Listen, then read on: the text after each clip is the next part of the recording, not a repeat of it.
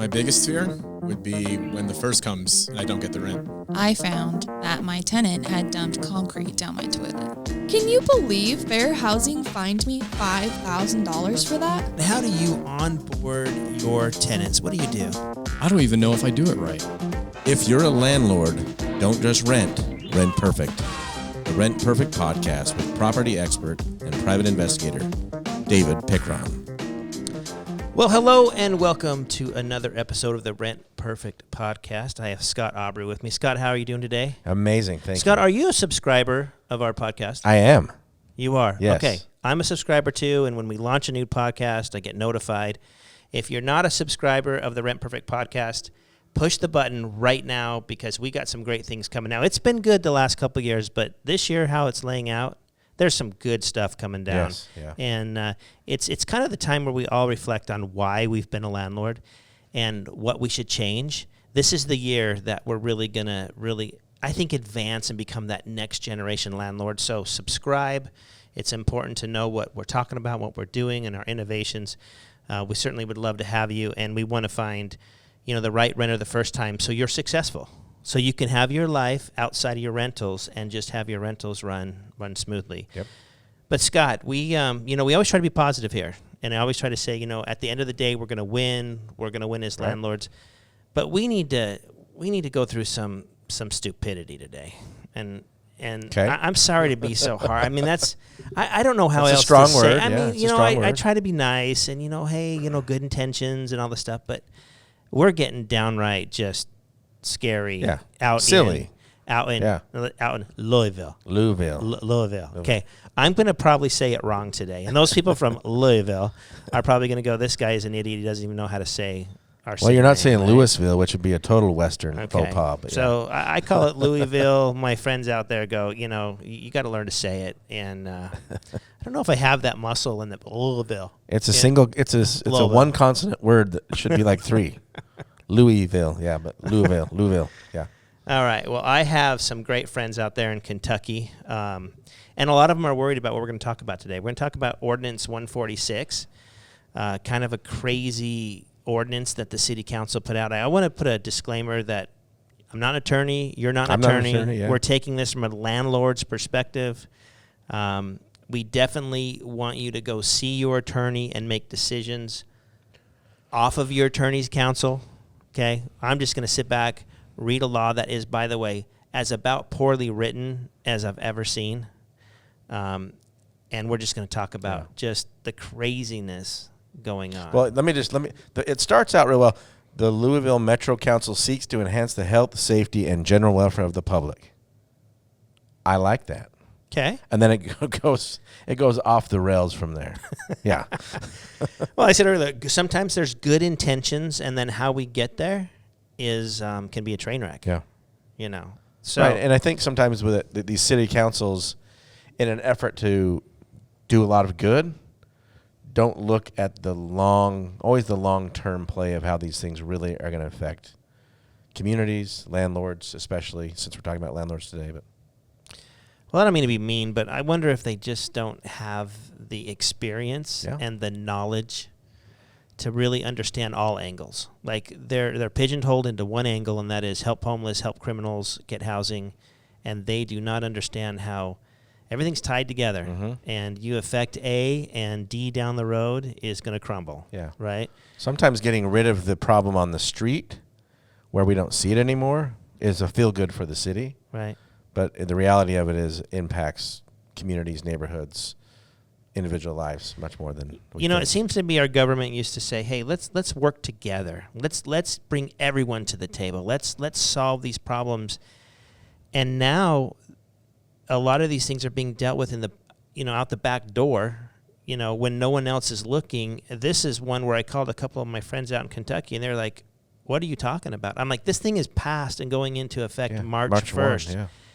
And I live in Arizona, and I'm tracking this stuff. You're in Kentucky. You didn't even hear about it. So, but why do we put this on a national podcast, Scott? We usually don't get into specific city ordinances and stuff like that for our national, but we always feel like if we know what's going on here, it's like a cancer. Mm-hmm. It will spread. It's going to spread. It will spread. And so we need to kind of kill it where it starts and not let it get traction. Because the minute no one challenges this, other city councils are going to go, oh, that was a great idea. Yeah. Let's do that. Seems to be working for them. Let's go. You know, in a nutshell, it pretty much took private housing and really is forcing you to manage it like public housing. Okay? So that in a way, you know, there's two ways to seize government seizure of property. One is just to flat take it, eminent domain, right? We want to put something here. You own the property. You won't sell it to us. Tough luck. Yeah, we're taking over. Yeah. And then there's another way where they slowly regulate you into seizing your property. Because the reality is, if you have your property rights and your freedoms, you probably could make your own rules as a landlord. But in more and more cities, you can't. Yeah. Your partner is the government, and they're going to tell you how to run your business, you know? Yeah. So in a nutshell, this ordinance pretty much says we're going to add, which is scary, to a protected class. Will you Yeah, let me just read that exact Let me just read it wording? exactly to you here. So we talk about a couple different things regarding sale, purchase, exchange, rental, or lease of a housing accommodation. But it says that we will not deny those services to an individual because of race, color, religion, national origin, familial status, disability, sex, gender identity. Okay, stop right there. Okay. We're used to that. Yeah, those Protected are classes, protected right? classes. Yeah, we get it. Now, what are they adding to that? Okay. So lawful source of income, conviction history or arrest history, prior military service, or homeless status. Okay. So source of income. Let's get into their minds. Source of income. Okay, so they're saying, hey, listen, people don't have to have jobs anymore. If the federal government gives them a Section 8 voucher or something, you can no longer discriminate against a source of income. Okay? So they want everyone to be able to take Section 8 housing, right? Because if I say, no, I don't take a Section 8 voucher, well, you're discriminating against source of income. Right. So now our ability to verify where the money's coming from, how secure it is now gone. Yep. Okay? What's the next one? Neutralized. So conviction history or arrest history. Okay, we never use arrest history anyways as Yeah. we do our backgrounds. It's illegal. Yeah, just because someone got arrested doesn't mean that they're going to be charged. They could be caught up in something and arrested and detained. And so we usually, as private investigators doing backgrounds, we will usually look at when it is filed with the court and what is the charge. Yeah. Sometimes you're arrested for one thing, charged with another. Yeah, most of And, the times I think you are. Yeah. Right? Yeah. So Yeah, so we use it as Right. a tool to track something. Okay, they were arrested. Now we can at least breadcrumb that to, Right. okay, where's a conviction? But yeah. So now convictions. So you noticed when I stopped you, the ones all prior were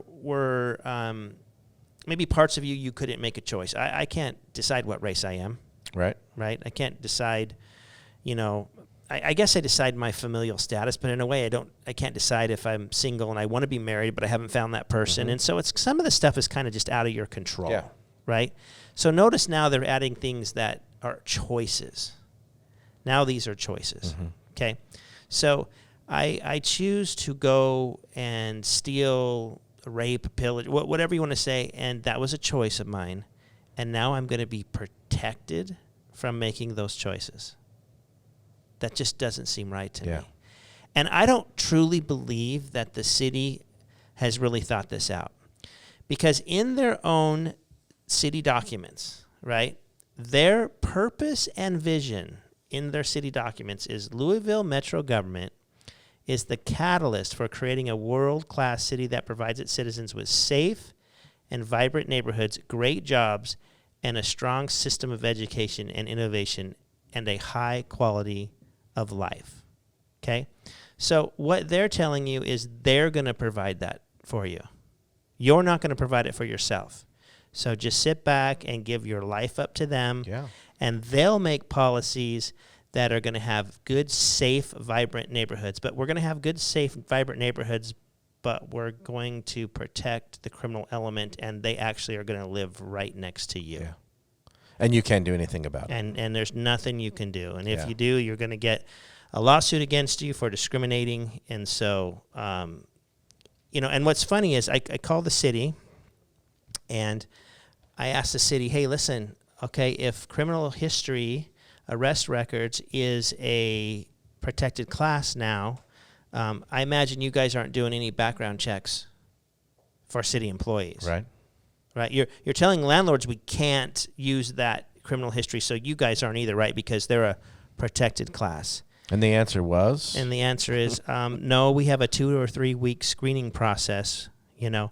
And even in their department strategic objectives, right here in their printed, it says supply all Louisville metro government departments with the highest caliber of job applicants.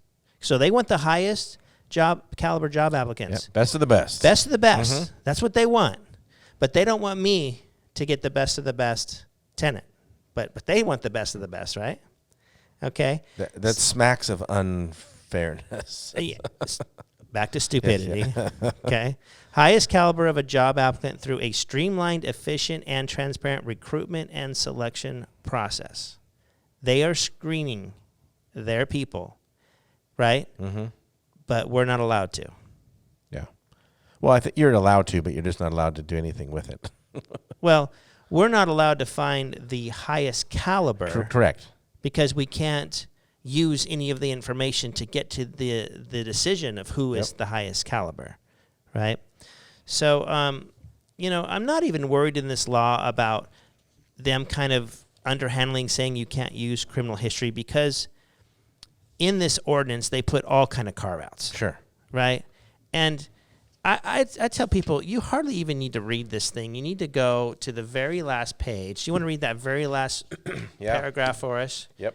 So After listing all these things we can and can't do, and then they give us this very last carve-out. Yeah, this last carve-out says, other criminal activity which may threaten the health or safety of the owner, property management staff, or person performing a contract administration function or responsibility on behalf of the housing authority. Okay. Wow. We just went through, what page number is that? Page 10. We just went through 10 pages of carve-outs, and at the very end it pretty much says, if you think that this will affect your health or safety. Well, what the heck are we doing background checks for in the first place? Right? Yeah. It's that's the whole purpose of this, is to try and protect. So I'm not really worried about the ordinance and how it's going to affect us as landlords. They might change that last paragraph. Maybe we shouldn't talk about it because we're going to alert them where their holes are. But my whole concern is if we're adding a protected class in a city, then the county's going to add a protected class, the states are going to add protected classes, and where are we going to stop, right? I mean, their protected classes we went through, source of income went for criminal history, but they also went military service. Mm-hmm. Now, maybe there's just not that one or two situations I've thought about or been part of, but I have a lot of military friends. They are cherished. Yeah. When they say, hey, I'm in the military, they board the airplanes first, right? They get preferential treatment, not because the law says they do. It's because of our honor and them protecting this country. I would be personally mad if someone was mean to one of our service members. I think the whole country would we don't need a law to tell us. We'd say, what? Yeah, it's a thank you for your service, not a, hey, thanks a lot for your service. So if someone who put that into this law feels like in my neck of the woods, maybe I'm just, living in the wrong part of the country. I don't know that we down our military, and if we do, gosh darn it, I'm sticking up for them. Yeah. Because, Scott, one of the personal things in my life I didn't serve in the military. I regret that every single day as I enjoy my freedoms and the rights that are slowly being taken away. Mm-hmm. But I enjoy a great country because of men and women who fought for me, and I have a little bit of guilt there. And so I do some things right now with some veterans associations and stuff just to kind of make up for maybe that year that... Give back a little bit, yeah. Yeah, I mean, you can justify it. We weren't in war when I was at about the time that you would go into the Army, and we were pretty peaceful. But still, I just love this country so much, and I appreciate the people that fight for it. So if you're discriminating against the Army, Navy, Marines, there's many of them. I just don't think that that's happening. And then homelessness. What do you deprive a person who's homeless? I mean, they're going to have to qualify based on source of income. Yeah. Right? So I don't know where that falls into play. If they can either afford the place or can't afford the place, if they have a good criminal history. They maybe have to, in our criteria, have a history of a good rental verification, and a good job verification. There's much more than, we're not one-dimensional as landlords. We're looking at a lot of things and saying, okay, bottom line is, are we going to get our rent, and are they going to take care of our house? I think what you said is important there, because as a landlord, if I don't have any criteria, then everybody qualifies, right? That's true. And having a criteria regarding any facet of, qualification to get into my property helps strengthen me as a landlord. Being, do you have the funds to do it? Right. Do you qualify? I mean, is there a way for you to pay? Your situation may have changed from being homeless or not homeless. You may have gotten employment, and now you're not homeless anymore. Hey, can you qualify? Do you meet my criteria? So, hey, Scott, I've got your application here. Mm-hmm. Looks like you just got hired over at Amazon. Yeah. Congratulations. Thank you. That's great. Looks like you're making, $5,000 a month. That's certainly enough to pay the rent. Looks like you have no criminal history. That's correct. I did some employment verifications, some residential verifications on your last landlord. Really loved you. Before that, there was this hole. I couldn't find where you were 2 years ago. Yeah. Were you homeless? Went through some tough times, and it was about 3 months. I was homeless. What? Sorry, you can't qualify because you were home. I mean, do you really silly. think that happens? Yeah. I've never seen it happen, me personally, but there might be pockets of the country where that might be a thing, but I don't know. That's a pretty heartless landlord. If you're a landlord managing like that, turn off your computer right now. Don't watch our podcast. Don't subscribe. Or actually maybe watch them a bunch of times, because that is not the way you manage. You're making the good landlords look bad. I just have a hard time believing we are in the business of getting good people to pay us rent. We're not in the business of denying people. Mm-hmm. Do you think we love to deny people? Like, that's one of the worst phone calls I make when I send them an adverse action letter and, hey, sorry. And there's no joy in that. Right. I would love the first person who applies at my properties to be the person who moves into them every single time. It solves my problem. I get that thing filled. You get a house, and we move about our lives. Everybody wins in that. Yeah, that doesn't always happen. Well, Scott, it just comes back to this. If we started with the protected classes and I said to you, okay, you can't discriminate against a black person for getting a job at Louisville. Mm-hmm. Okay, you can't discriminate, but you can discriminate against them for housing. Right? We're almost kind of, if it's a protected class, it needs to be across the board. And I flip that, right? So what they're saying is, okay, we can discriminate them against, the homeless, the source of income, the criminal convictions at the city when you get hired. So we can discriminate against you at your employment, but landlords, you can't discriminate against them for housing. Listen, if you're a protected class, you're protected here, you're protected there, you're protected everywhere. They don't even know what they're doing. And I would love someone to go and apply at Louisville, get turned down for a criminal history, and then sue them and use this law in their defense and saying, well, you're not letting landlords do this, and I need a job, right? So my point is why this is so scary for me is if you're a protected class, you have coverage everywhere, right? Housing, employment. Yep, everywhere. We can't start picking out pockets of who's protected in what area. You're protected or you're not protected, and that's what ticks me off about this law, and that's why I've made several phone calls to all my friends in big places saying this is something we need to go down the road and really kill. If it was just about criminal convictions or you can't do a criminal background check, Seattle's done that. That's getting fought in the courts right now. But this is about adding people to protected classes at the city level, and I just think that it's dangerous, not just for landlords. It's dangerous for our whole society, and it needs to be overturned. So hopefully the powers to be will help us do that. Imagine if you're an employer and all of a sudden, you can't use any of this.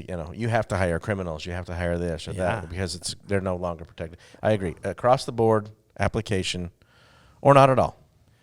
Well, and then we're back to a safe and vibrant neighborhood, safe government, right? Mm-hmm. There is a reason we have public records laws. There is a reason we do background checks. There's a reason that most of this country wants background checks done when someone buys a gun.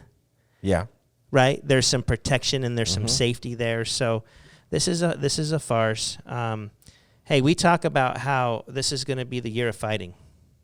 And we'll probably have several more podcasts about different things going on around the country that we need to fight. Let's wake up. Let's join our associations. Let's rally.